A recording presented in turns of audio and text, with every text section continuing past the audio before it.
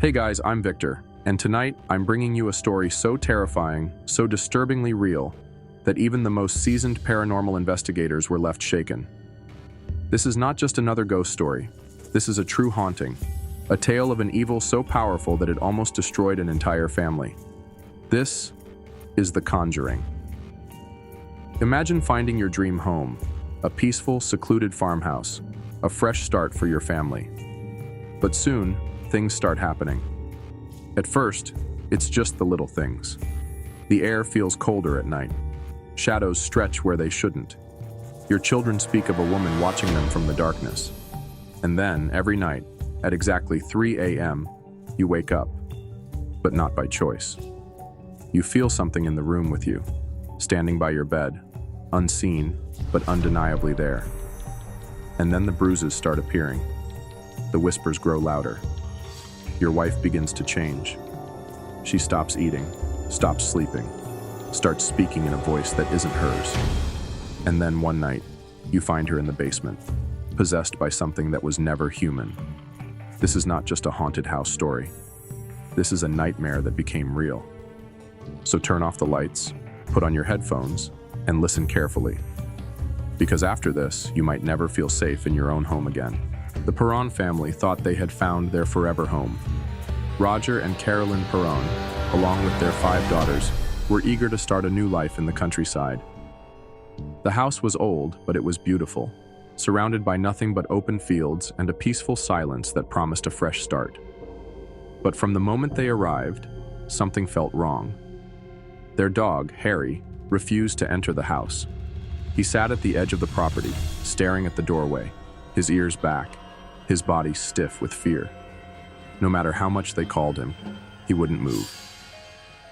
That night, he slept outside. By morning, he was dead.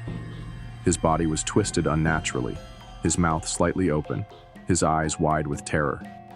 It was as if something had scared him to death. And whatever it was, had already made its home inside the house.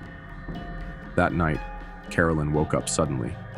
The room was ice cold, the kind of cold that sinks into your bones. She pulled the blanket tighter around her, trying to shake the feeling of unease. Then she glanced at the clock. 3:07 a.m. She sighed and turned over, hoping to go back to sleep. But then, she felt it. A presence. Heavy. Unseen. But there. It was standing next to her bed, watching. Her heart pounded in her chest as she slowly turned her head toward the dark corner of the room. And there she saw it. A figure. Tall. Shadowed. Unmoving. Grinning. She blinked. And just like that, it was gone. The next morning, as she got out of bed, pain shot through her arms. She looked down and gasped. Dark bruises covered her skin. Finger-shaped, deep, as if someone had grabbed her in her sleep. She turned to Roger, her voice shaking as she showed him. But he just frowned in confusion. "I never touched you," he said. She wanted to believe him, but deep down, she already knew. He was telling the truth. Then the whispers began. At first, they were faint. Soft murmurs carried by the wind, so quiet she could almost convince herself she was imagining them. But then, Cindy, their daughter, asked something that sent chills through Carolyn's spine. "Mommy, who's the lady that keeps whispering in my room at night?" Carolyn felt her blood run cold. What lady? And that was only the beginning. One night, their youngest daughter, April, screamed so loudly that Roger and Carolyn came running. She was sitting up in bed, clutching her blanket, her tiny body trembling with fear. She was standing there, she sobbed, pointing to the corner of the room. Carolyn turned, her breath hitching. Nothing. "She smiled at me, Mommy," April whispered. "She said she wants you." Carolyn's stomach twisted. After that night, the house changed. Doors slammed shut on their own. Clocks stopped at exactly 3:07 a.m. A foul stench like rotting flesh filled the air, and the shadows. They moved, even when no one was there. But the worst part was Carolyn. She was no longer herself. She barely ate. She stopped talking. She would sit alone in the dark, whispering under her breath. One night, Roger woke up and found her standing in the kitchen, facing the wall, completely still. "Carolyn," he called out, but she didn't react. He stepped closer, and that's when he heard it. She was whispering, a chant, low, dark, in a language he didn't understand. His blood turned to ice. "Carolyn!"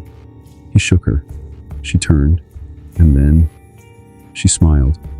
But it wasn't her smile. It was something else. Her mouth stretched too far, her eyes void of recognition. And then, just like that, she disappeared. Then came the scratching. One night, Roger woke up to a strange noise, a slow, deliberate scratching sound coming from the floor. He jumped out of bed, calling for Carolyn. No answer. He searched the house. Nothing. Then he heard it again. Scraping, coming from the basement. His hands trembled as he reached for the doorknob. Something inside him screamed, "Don't open it." But he did. The door creaked open, and a rotting stench filled the air. His eyes adjusted to the darkness. And then he saw her. Carolyn stood in the middle of the basement, her back turned to him. Her arms hung limply at her sides. Her fingers twitched. "Carolyn," Roger whispered, his voice barely audible. She didn't move. Then, slowly, she turned. And what he saw was not his wife. Her skin was gray, her eyes were black voids, and her mouth stretched wide open as if she was silently screaming. Then, she lunged at him. Roger barely dodged as she let out a guttural shriek. The basement door slammed shut behind him. Everything went dark. And then, a whisper. "She's mine now." The air grew heavier. Roger could feel something standing behind him. He turned, but there was nothing there. Then Carolyn collapsed. Roger rushed to her side, shaking her. Her body was ice cold. For a moment, he thought he had lost her. Then, she gasped. Her eyes fluttered open, and for the first time in days, they were clear. "Roger, help me," she whispered. He didn't know how, but he knew one thing: they had to get out, because whatever had tried to take her wasn't done yet. The Perron family fled the house, never looking back. But the house? It still stands. And at exactly 3:07 a.m., the whispers begin again. And that, guys, is just the beginning. What do you think really happened in that house? Do you believe in spirits or something much worse? Let me know in the comments. And if you love terrifying stories like this, subscribe to Cursed Stories on YouTube. More horror videos are coming soon. Hauntings, possessions, and real encounters that will haunt you long after the video ends. So hit that subscribe button, turn on notifications, and get ready. Because the next story might be even darker. Sleep well, if you can.